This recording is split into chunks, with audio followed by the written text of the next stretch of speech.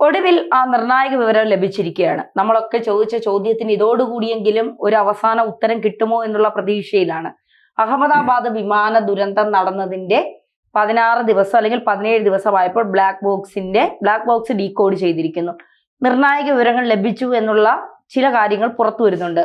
എന്തെങ്കിലും അട്ടിമറി സാധ്യത തെളിഞ്ഞു കാണുന്നുണ്ടോ അതിൽ? ഡീകോഡ് ചെയ്തു എന്നത് മാത്രമേ ഉള്ളൂ. അതിനകത്ത് നിന്ന് എന്തൊക്കെ കാര്യങ്ങളാണ് ലഭിച്ചത് എന്നതിനെ കുറിച്ച് ഔദ്യോഗികമായിട്ട് ഒരു വിശദീകരണമില്ല. അതായത് അഹമ്മദാബാദ് അവിടുത്തെ വിമാനത്തിൻ്റെ പൂർണ്ണമായും അതിൻ്റെ ബ്ലാക്ക് ബോക്സിൻ്റെ വിവരങ്ങൾ ഡൗൺലോഡ് ചെയ്തിട്ടുണ്ട്. അതാണിപ്പോൾ ലേറ്റസ്റ്റ് ആയിട്ട് വന്നിട്ട് അവർ റിപ്പോർട്ട് കൊടുത്തിട്ടുണ്ട്. പക്ഷേ അതിനകത്ത് എന്തൊക്കെയാണ് എന്നതിൻ്റെ വിശദാംശങ്ങളൊന്നും പുറത്തു വന്നിട്ടില്ല. അതായത് പൈലറ്റ് അവസാനമായിട്ട് സംസാരിച്ചിട്ടുള്ളത് അതിനകത്തെ കോക്പിറ്റിലിരിക്കുന്ന ആളുകളുടെ പൈലറ്റ്, സഹ പൈലറ്റ്, പിന്നെ ക്രൂവിൻ്റെ സംസാരങ്ങൾ, പിന്നെ അതിനകത്തെ വിമാനത്തിലുണ്ടായിരുന്ന മർദ്ദം തുടങ്ങിയ വിവരങ്ങളെല്ലാം ലഭിച്ചിട്ടുണ്ട് എന്ന് പറഞ്ഞാൽ പോലും എന്താണ് അപകട കാരണം എന്നതിനെക്കുറിച്ചുള്ള ഔദ്യോഗിക വിവരങ്ങൾ ഇതുവരെയും പുറത്തു വിട്ടിട്ടില്ല. ബ്ലാക്ക് ബോക്സിലെ വിവരങ്ങൾ ഡീകോഡ് ചെയ്യപ്പെട്ടിട്ടുണ്ട് എന്നത് മാത്രമേ ഇപ്പോൾ റിപ്പോർട്ട് ചെയ്തുള്ളൂ. സർക്കാർ ഈ വിവരങ്ങളെല്ലാം പരിശോധിക്കുന്നു എന്നുള്ളതാണ് വാർത്ത. സാധാരണ ഈ ബ്ലാക്ക് ബോക്സ് ഡീകോഡ് ചെയ്യുമ്പോൾ അതിന്റെ വിവരങ്ങളൊക്കെ പുറത്തു വിടേണ്ടതല്ലേ? സാധാരണഗതിയിൽ ഒരു പ്രൈമറി അസസ്മെന്റ് വരേണ്ടതാണ്. കാര്യം ഒരു ബ്ലാക്ക് ബോക്സ് കൈ കിട്ടിക്കഴിഞ്ഞാൽ അതിനെ പരിശോധിച്ച് 24 മണിക്കൂറിനുള്ളിൽ പ്രൈമറി അസസ്മെന്റ് കിട്ടും എന്നുള്ളതാണ് നമ്മൾ മനസ്സിലാക്കേണ്ടത്. ഒരാഴ്ചക്കുള്ളിൽ ഫൈനൽ റിപ്പോർട്ടും, അതാണ് അതിൻ്റെ ഒരു പ്രോട്ടോകോൾ. അപ്പോൾ എന്തുകൊണ്ട് ഈ പ്രാഥമിക നിഗമനം പുറത്തുവിടുന്നില്ല എന്നുള്ളത് ചിലപ്പോൾ അത്രയ്ക്ക് ഗൗരവതരമായ എന്തെങ്കിലും ഉണ്ടാകണം. അല്ലാതെ സ്വാഭാവിക അപകടമാണെങ്കിൽ ആ പ്രാഥമിക പരിശോധനയിൽ തന്നെ അതിൻ്റെ വിവരങ്ങൾ കിട്ടേണ്ടതാണ്.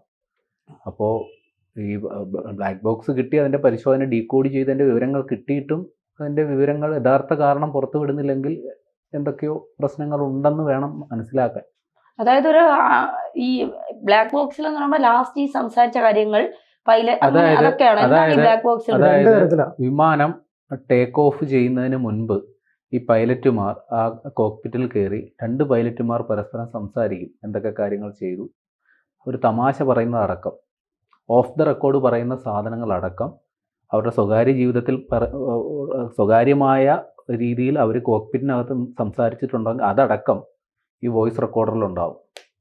വോയിസ് റെക്കോർഡറും ഉണ്ട്, ഫ്ലൈറ്റ് ഡാറ്റ റെക്കോർഡറും ഉണ്ട്, രണ്ടും ഉണ്ട്. ഒന്ന് കോക്പിറ്റിൽ അവർ സംസാരിക്കുന്ന, അവർ മറ്റേ അതിൽ ജീവനക്കാരുണ്ടല്ലോ, അവർക്ക് കൊടുക്കുന്ന നിർദ്ദേശങ്ങൾ, അവർ എന്തെങ്കിലും ഒരു സാധനം കണ്ടാൽ അതിനെക്കുറിച്ച് അവരെന്താണ് മനസ്സിലാക്കുന്നത്, അവരെന്താണ് ചിന്തിക്കുക, അതെല്ലാം പരസ്പരം സംസാരിക്കുകയാണ് ചെയ്യുക. ആംഗ്യഭാഷയല്ല, പരസ്പരം സംസാരിക്കും. അതെല്ലാം വോയിസ് റെക്കോർഡറിലുണ്ടാവും. പിന്നെ ഫ്ലൈറ്റ് ഡാറ്റ റെക്കോർഡറിലെല്ലാം ഈ കമ്പ്യൂട്ടർ ജനറേറ്റഡ് ഡാറ്റയാണ് ഉണ്ടാവുക.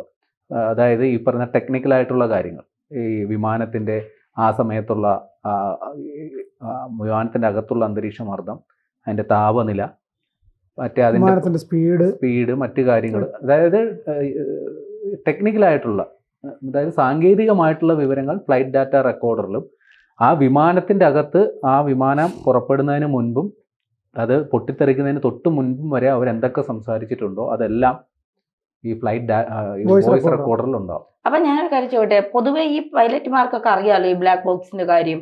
അത്തരം അട്ടിമറിയിൽ എന്തെങ്കിലും ഇവർ പങ്കെടുത്തിട്ടുണ്ടെങ്കിൽ ഇവർ തുറന്നു പറയാം. കാരണം ഇത് കിട്ടിക്കഴിഞ്ഞാൽ ഈ നമ്മളാണ് ഇതിന്റെ പുറകിൽ എന്നുള്ളത് തിരിച്ചറിയാനുള്ള ആ തരത്തിൽ ഏതെങ്കിലും ആംഗ്യം അങ്ങനെയൊക്കെ കാണിക്കുന്നതില് നമ്മൾ അങ്ങനെയൊക്കെ ചിന്തിക്കുന്നത് ഇത്തിരി കടന്ന കൈയായി പോകും. കാര്യം ഈ പൈലറ്റുമാർ അത്തരം ഗൂഢാലോചനയിലൊക്കെ പങ്കെടുക്കാൻ അത് പൈലറ്റിൻ്റെ കോക്പിറ്റിൽ നിന്ന് സംസാരിക്കുക എന്നൊക്കെ പറഞ്ഞാൽ നമുക്ക് അത് ആ ഒരു രീതിയിൽ തന്നെ ചിന്തിക്കുന്നത് തന്നെ വളരെ മോശമാണ്. അങ്ങനെ സാധ്യത വളരെ കുറവാണ്. പക്ഷേ നമ്മൾ കരുതേണ്ടത് എന്തെങ്കിലും, അതായത് മനുഷ്യൻ്റെ കാഴ്ചയിലോ ചിന്തയിലോ വരാത്ത എന്തോ ഒന്ന് ആ വിമാനത്തിനുള്ളിൽ നടന്നിട്ടുണ്ട്, അത് ഉറപ്പാണ്. പൈലറ്റുമാർ ഒരു യാത്ര പുറപ്പെടുന്നതിന് മണിക്കൂറുകൾക്ക് മുമ്പേ കോക്പിറ്റിൽ ഇരുന്ന് അതിൻ്റെ കാര്യങ്ങളൊക്കെ വിലയിരുത്തി എല്ലാം ഓക്കെ ആണെങ്കിൽ അത് ടേക്ക് ഓഫ് ചെയ്യുള്ളൂ. അതല്ലെങ്കിൽ എന്തെങ്കിലും ഒരു പ്രശ്നമാണെങ്കിൽ ആ ഫ്ലൈറ്റ് ക്യാൻസൽ ചെയ്യുകയാണ് പതിവ്. ഇന്നലെ ഈ കസേരയുമായി ബന്ധപ്പെട്ട് പൈലറ്റ് ഇരിക്കുന്ന കസേരയ്ക്ക് ചില പ്രശ്നങ്ങൾ ഉണ്ടായിരുന്നു, അതാണ് ഈ അപകടത്തിന് ആക്കം കൂട്ടിയത്. അങ്ങനെ ചില സാധ്യതകളൊക്കെ ഉണ്ടാവാനുള്ള സാധ്യതയുണ്ട്. ഒരിക്കലുമില്ല. ഏതോ വാട്സപ്പ് യൂണിവേഴ്സിറ്റി അടിച്ചുവിട്ട ഒരു സാധനമാണത്. അത് ഇന്നലെ പ്രധാനപ്പെട്ട ചാനലുകൾ വരെ ചർച്ച ചെയ്തിട്ടുണ്ട്. പക്ഷെ അങ്ങനെ ഞാൻ വിശ്വസിക്കുന്നില്ല. കാരണം ഞാനൊരു ചോദിക്കട്ടെ, നമ്മൾ ഈ കസേരയിൽ വന്നിരിക്കണം, നമ്മൾ ഈ കസേര ഒന്ന് ഇരുന്നൊക്കെ നോക്കൂലേ? അതുപോലെയാണ് ഫ്ലൈറ്റിന്റെ അല്ല, പൈലറ്റ് അത് ഇരിക്കുന്നത്. ഈ ഫ്ലൈറ്റ് അത് പറയുന്ന ഫിക്സ് ചെയ്ത് വെച്ചൊരു സാധനം. അതെ. അവർ ഇരിക്കുമ്പോൾ അവർക്ക് മനസ്സിലാവും അതിന് എന്ത് കുഴപ്പമുണ്ടെങ്കിലും. അല്ല, ഈ വിമാനം പുറപ്പെടുന്നതിന് തൊട്ട് മുമ്പ് പൈലറ്റുമാർ KSRTC ബസ് എടുത്തുകൊണ്ട് പോകുന്ന ലാഘവത്തോടെ കൊണ്ടുപോകുന്ന ഒരു ഏർപ്പാടൊന്നും അല്ല ഇത്. അല്ല, ഒരു ഫ്ലൈറ്റിൽ കയറി ഇരുന്നിട്ട് പൈലറ്റുമാർ മണിക്കൂറുകളോളം ആ കോക്പിറ്റിൽ ചെലവഴിച്ചതിന് ശേഷമാണ് ഇത് ടേക്ക് ഓഫ് ചെയ്യുക. അല്ലാണ്ട് പെട്ടെന്ന് പോവാ ഗെറ്റ് റെഡി എന്നും പറയേണ്ട ഒരു വിമാനം എടുത്തുകൊണ്ട് പോവുകയല്ല ചെയ്യുന്നത്. അപ്പോൾ അങ്ങനെയുള്ളപ്പോൾ ഒരു പൈലറ്റ് വന്നിരിക്കുന്ന കസേരയ്ക്ക് എന്തെങ്കിലും പ്രശ്നം ഉണ്ടെങ്കിൽ അവൻ ഇരിക്കുമ്പോൾ സമയത്ത് തന്നെ അവർക്ക് മനസ്സിലാവും. പൈലറ്റിന്റെ കസേര പുറകിലോട്ട് മാറി, അപ്പൊ കൈ തട്ടിയിട്ട് മറ്റേ ലിവർ മാറി.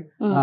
അപ്പൊ പിന്നെ ഈ മെയ്ഡേ എന്ന് പറഞ്ഞാൽ അത് മാത്രമല്ല, കൊടുത്തല്ലോ. അതല്ല, ഇപ്പൊ സീറ്റ് ഇളകി തന്നെ ഇരിക്കട്ടെ, അങ്ങനെ ഇളകി പോകുന്ന അവസ്ഥയിലായിരിക്കും ഒരു വിമാനത്തിന്റെ പൈലറ്റിന്റെ സീറ്റ് ഫിക്സ് ചെയ്യുക. നല്ല ഉറപ്പോടുകൂടിയല്ലായിരിക്കും ചെയ്യുക. അതെ. അല്ല, അങ്ങനെ സീറ്റ് ഇളകുന്ന ഒരു ഘട്ടം ഉണ്ടെങ്കിൽ ഈ വിമാനം അവിടെ പറന്നു വന്നിറങ്ങിയ വിമാനമാണല്ലോ, പെട്ടെന്ന് അവിടുന്ന് പൊട്ടിമുളച്ച വിമാനമല്ലല്ലോ. ഇതിനോടകം പല സർവീസുകൾ നടത്തിയിട്ടുള്ളൂ. അപ്പോൾ ചെറിയൊരു ഇളക്കമൊക്കെ നേരത്തെ തന്നെ അവരുടെ ശ്രദ്ധയിൽപ്പെട്ടിട്ടുണ്ടാവണം. പെട്ടെന്നല്ല ഇത്ര വലിയ രീതിയിൽ ഇളകി മാറുന്ന രീതിയിലൊന്നും ഉണ്ടായി കാണാൻ സാധ്യതയില്ല. അപ്പോൾ ആ ഒരു വാദം നേരത്തെ പറഞ്ഞ പോലെ ഏതോ വാട്സപ്പ് യൂണിവേഴ്സിറ്റിയിൽ നിന്ന് പടച്ചു വിട്ടതായിരിക്കണം. കാര്യം ഒരു വിമാനത്തിൻ്റെ, അത് ബോയിങ് പോലെ ഡ്രീം ലൈനർ പോലെ വളരെ പ്രീമിയം ക്ലാസ് ഒരു വിമാനത്തിലെ സീറ്റൊക്കെ ഇളകി പോയിട്ടുണ്ടെന്നൊക്കെ പറഞ്ഞാൽ അതൊക്കെ വിശ്വസിക്കാൻ ബുദ്ധിമുട്ടാണ്. പക്ഷെ എങ്കിൽ പോലും ഗൗരവകരമായ എന്തോ കാര്യം സംഭവിച്ചിട്ടില്ല. അതുകൊണ്ടല്ലേ ബ്ലാക്ക് ബോക്സിൽ ഇത്തരം വിവരങ്ങൾ പുറത്തുവിടാൻ ഔദ്യോഗികമായി ആരും. ഉറപ്പായിട്ടും വേറൊരു കാര്യമുണ്ട്. നമ്മൾ ഈ സർക്കാർ അത് പുറത്തുവിടാത്തതിന്റെ പ്രധാനപ്പെട്ട ഒരു കാര്യം ഉണ്ടാവും. ഓൾറെഡി പല അഭ്യൂഹങ്ങൾ നമ്മുടെ നാട്ടിൽ പരക്കുന്നുണ്ട്. വിമാനം അപകടവുമായി ബന്ധപ്പെട്ടിട്ട് അട്ടിമറി സാധ്യതകൾ വരെ ചർച്ച ചെയ്യും. ഇപ്പം നമ്മൾ വരെ അട്ടിമറി സാധ്യതകളെ കുറിച്ച് ചർച്ച ചെയ്യുന്നു. അങ്ങനെ എത്ര പേര് ചർച്ച ചെയ്യുന്നുണ്ടാവും.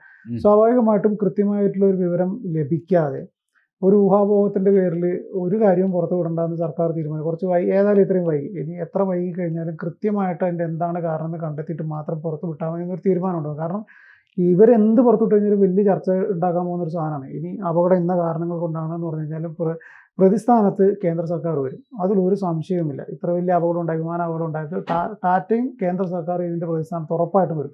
അപ്പോൾ എന്ത് ചെയ്യും അവർ? കൃത്യവിവരമായ വിവരങ്ങൾ, ആ വിവരം നമ്മൾ ഇതാണ് റിപ്പോർട്ട് എന്ന് പറഞ്ഞിട്ടൊരു വിവരം പുറത്തുവിട്ട് കഴിഞ്ഞാൽ അതിൻ്റെ ഉപചോദ്യങ്ങൾ കുറേ വരും. ഈ വാർത്താ സമ്മേളനം നടത്തി ഇവരിത് പറയുമ്പോൾ അതിന് ഉപചോദ്യങ്ങൾ കുറേ വരും. അപ്പോൾ ആ ചോദ്യങ്ങൾക്കെല്ലാം കൃത്യമായിട്ട് ഉത്തരവുണ്ടാവണം.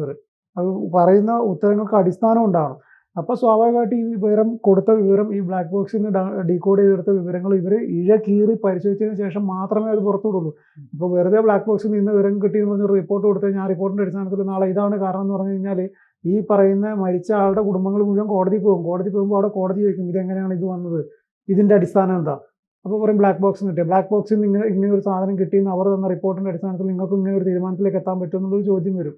അപ്പോൾ കൃത്യമായ വിവരത്തിന് അടിസ്ഥാനമുണ്ടെങ്കിൽ മാത്രമേ സർക്കാർ ഈ വിവരം പുറത്തുവിടുള്ളൂ. അല്ലാത്ത പക്ഷം ഇതിൻ്റെ കൃത്യമായ ഒരു റിപ്പോർട്ട് കിട്ടാൻ കുറച്ചും കൂടെ കാലതാമസം വരും എന്നുള്ളതാണ് സത്യം. അതായത് ബോയിങ് അധികൃതർ പറയുന്നു, ഈ വിമാനത്തിൻ്റെ എഞ്ചിൻ നിർമ്മിച്ച GE എന്ന് പറയുന്ന കമ്പനി പറയുന്നു ഇതിന് സാങ്കേതിക തകരാറൊന്നും ഇല്ലായിരുന്നു. അപ്പോൾ അങ്ങനെ നമ്മൾ പ്രാഥമിക ഘട്ടത്തിലൊരു വിമാന അപകടം ഉണ്ടായാൽ ഒന്നെങ്കിൽ ഒരു ടെക്നിക്കൽ എറർ അല്ലെങ്കിൽ ഒരു ഹ്യൂമൺ എറർ. അപ്പോൾ ടെക്നിക്കൽ എറർ എന്ന് പറയുന്നത് സാധ്യത കുറവാണെന്നാണ് ഈ രണ്ട് കമ്പനിയും അവകാശപ്പെടുന്നത്. പിന്നെ ഹ്യൂമൺ എറർ വരാനാണ് സാധ്യത, അതായത് പൈലറ്റുമാരുടെ പിഴവ്. അപ്പോൾ അതിനെ സംബന്ധിച്ചുള്ള വിവരങ്ങൾ മനസ്സിലാക്കണമെങ്കിൽ ബ്ലാക്ക് ബോക്സ് വിശദമായി പരിശോധിക്കേണ്ടിയിരിക്കുന്നു. അപ്പോൾ ഈ ബോയിങ്ങും GEയും അതിന് സാങ്കേതിക തകരാറില്ലെന്ന് പറയുമ്പോൾ അപ്പോൾ മറ്റ് സാധ്യതകളെക്കുറിച്ചായിരിക്കും അന്വേഷിക്കേണ്ടത്. അതുകൊണ്ടായിരിക്കണം ഇത്ര ഡിലേ വരുന്നത്.